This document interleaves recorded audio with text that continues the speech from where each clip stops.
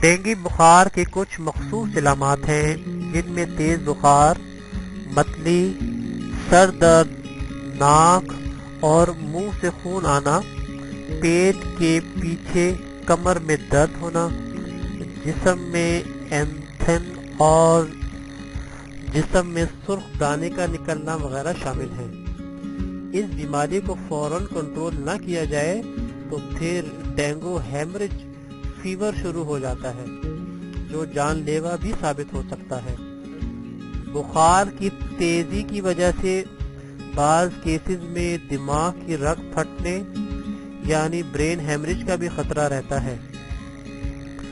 Doctors کے مطابق dengue virus کے شکار مریض کے خون میں سرخ خلیے یعنی ریڈ سیلز ختم ہو جاتے ہیں، اس لیے اس وائرس کے شکار لوگوں کو سرخ خلیوں کی ضرورت ہوتی ہے۔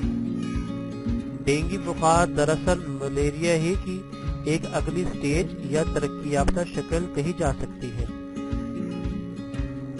لیکن یہ عام مچھر کی بجائے ایک خاص قسم کے ایڈز نامی مچھر کے کاٹنے سے پیدا ہوتی ہے۔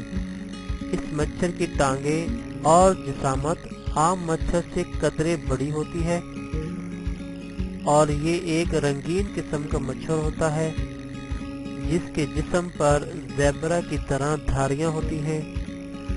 ڈینگی وائرس پھیلانے والا مچھر رات کی بجائے شام کو یا صبح اپنے شکار کی تلاش میں نکلتا ہے، جبکہ یہ مچھر گندگی کے بجائے گھروں میں اور گندے پانی یا کیچڑ وغیرہ کی بجائے صاف پانی میں پایا جاتا ہے۔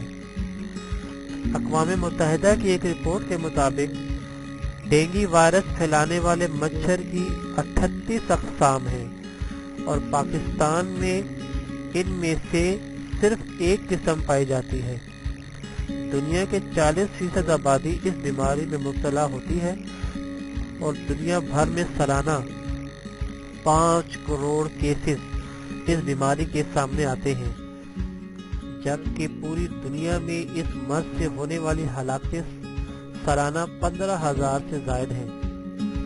گھروں اور محلوں میں اس وبا سے نجات کا حل یہی ہے کہ گلی کوچوں میں جراثیم کش ادویات کا مسلسل اسپرے کیا جائے تاکہ ڈینگی مچھر کی افزائش گاہیں ختم ہو جائیں۔ گھروں میں صاف پانی کو اچھی طرح ڈھانک کر رکھا جائے اور سوتے وقت جسم پر مچھر بھگانے والی ادویات ملی جائیں یا پھر مچھردانی کا استعمال کیا جائے۔ ڈینگی بخار قابل علاج مرض ہے، لیکن ڈاکٹرز کے مطابق یہ علاج گھر پر نہیں کیا جا سکتا۔ ہمارے ملک میں عمومی طور پر خود تشخیصی کی عادت پائی جاتی ہے یا پھر لوگ بھاگ کر کسی بھی کیمسٹ میڈیکل سٹور والے سے مشورہ کر کے دوائیں استعمال کرتے ہیں، جو کہ انتہائی غلط طریقہ ہے۔ اس کے علاوہ بڑھتی ہوئی مہنگائی اور مہنگے علاج کے باعث بھی لوگ مقامی ڈاکٹر یا عطائی سے دوائی لینے کو ترجیح دیتے ہیں۔ یہ عطائی اور ناتجربہ کار ڈاکٹرز مرض کی درست تشخیص نہیں کر پاتے۔ ناتجربہ کار ڈاکٹرز ڈینگی بخار میں مبتلا مریضوں کو فوری طور پر ملیریا کے مرض کی دوا استعمال کراتے ہیں، جو کہ اس مرض میں انتہائی مہلک ثابت ہوتی ہے اور ڈاکٹرز کے مطابق اس سے مرض بگڑ جاتا ہے۔ جب مرض کی شدت حد سے بڑھ جاتی ہے اور منہ سے خون آنا شروع ہو جاتا ہے، اس وقت مریض کے رشتہ دار مریض کو ہسپتال لے کر آتے ہیں۔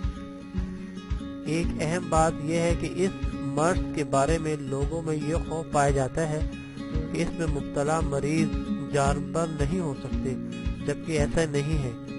ڈینگی بخار میں شرح اموات 4% ہے اور یہ ایک قابل علاج مرض ہے۔ ضرورت اس بات کی ہے کہ اس کے بر وقت تشخیص اور درست علاج کیا جائے۔